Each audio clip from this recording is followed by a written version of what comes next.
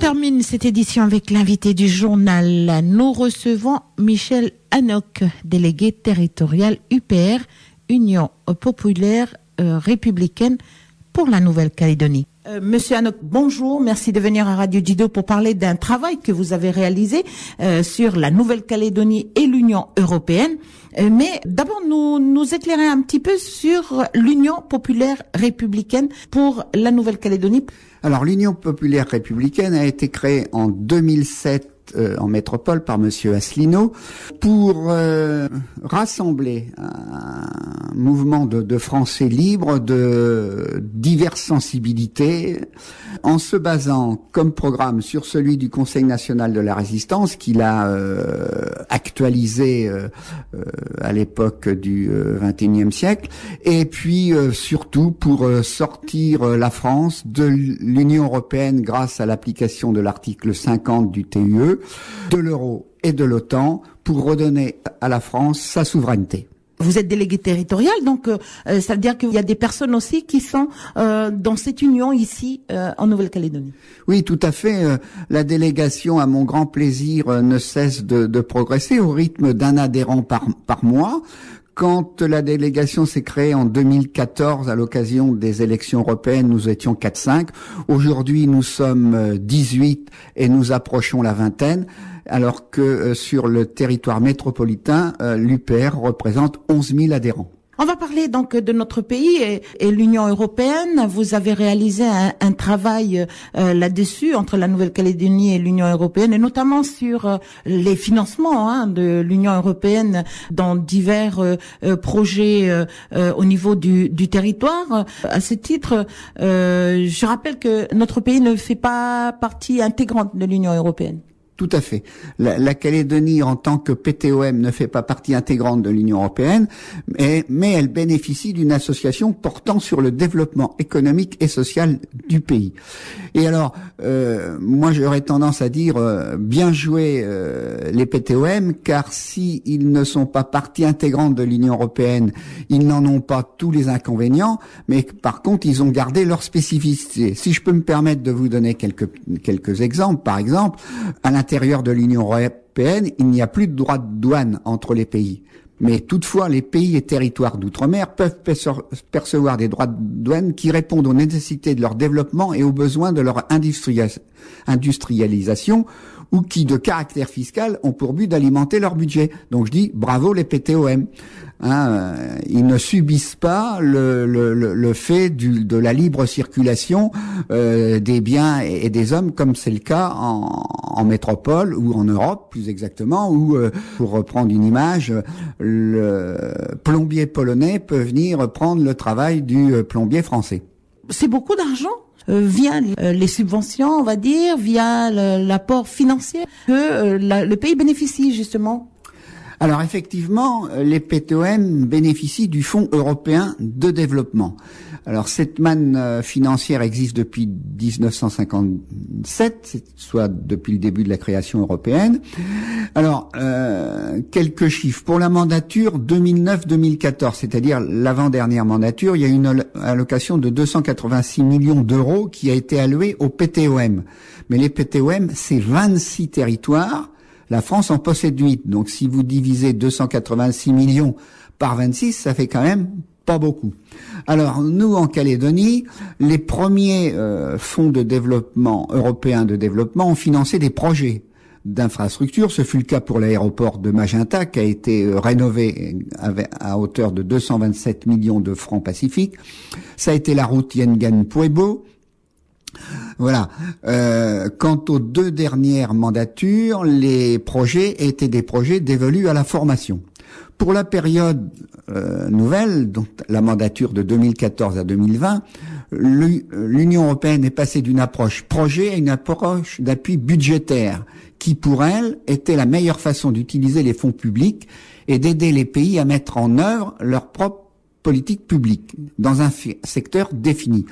Alors ceci, c'est devenu un peu compliqué car les fonds sont répartis en 3 enveloppes. Une enveloppe territoriale en ce qui concerne la Calédonie, ce sera vers l'emploi, l'insertion professionnelle, et la Calédonie devrait recevoir 29,8 millions d'euros sur la mandature, c'est-à-dire pendant 6 ans, une enveloppe régionale qui, elle, concerne toute la zone Pacifique, donc intègre la Polynésie française, Wallis et Futuna et Pitcairn.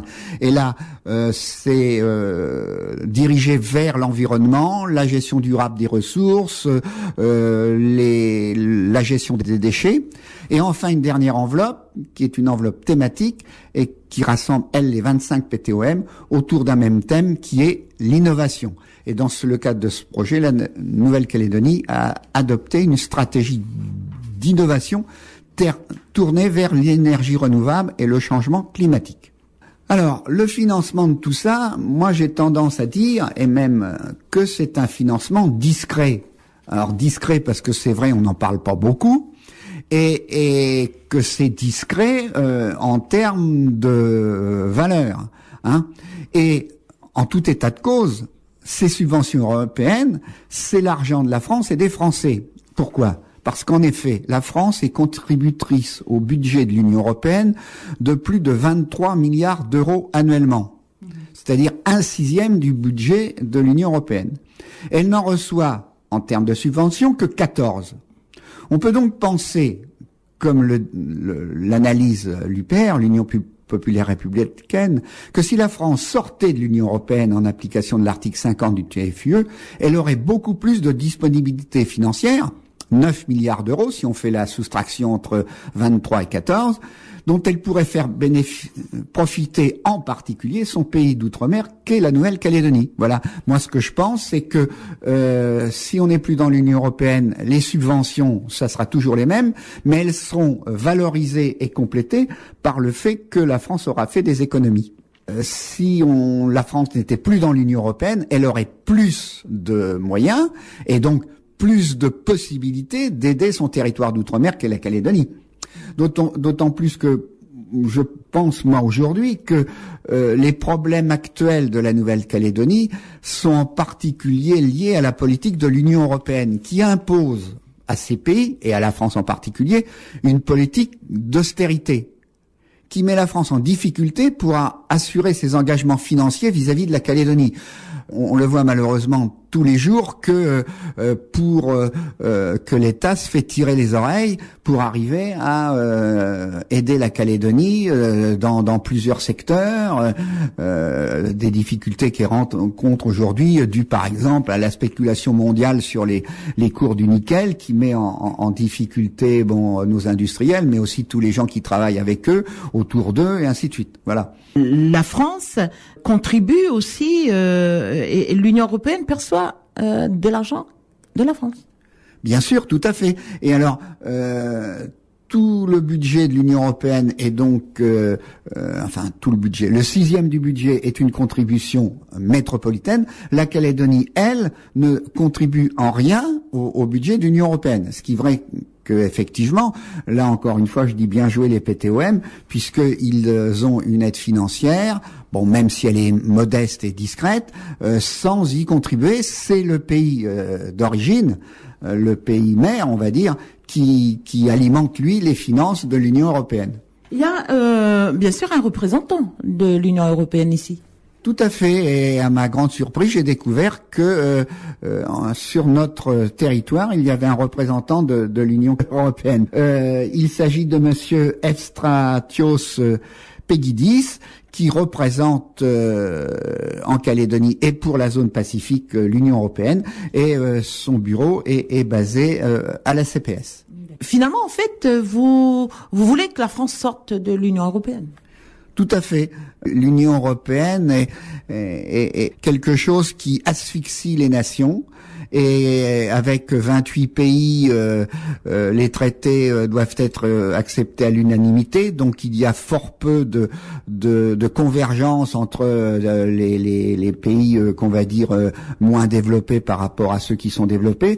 Et on s'aperçoit que malheureusement les gouvernants ne peuvent plus rien faire. Je vais vous citer un jour quelqu'un qui m'a dit mais les hommes politiques changent. On a eu Sarko, on a eu Hollande, et puis rien ne change. Ben oui, forcément, puisque toutes les politiques maintenant ne sont plus liées aux gouvernants qu'on a élus, mais à Bruxelles, aux commissaires européens qui qui décide les politiques qui doivent être tenues. En un mot, chaque pays a perdu sa souveraineté.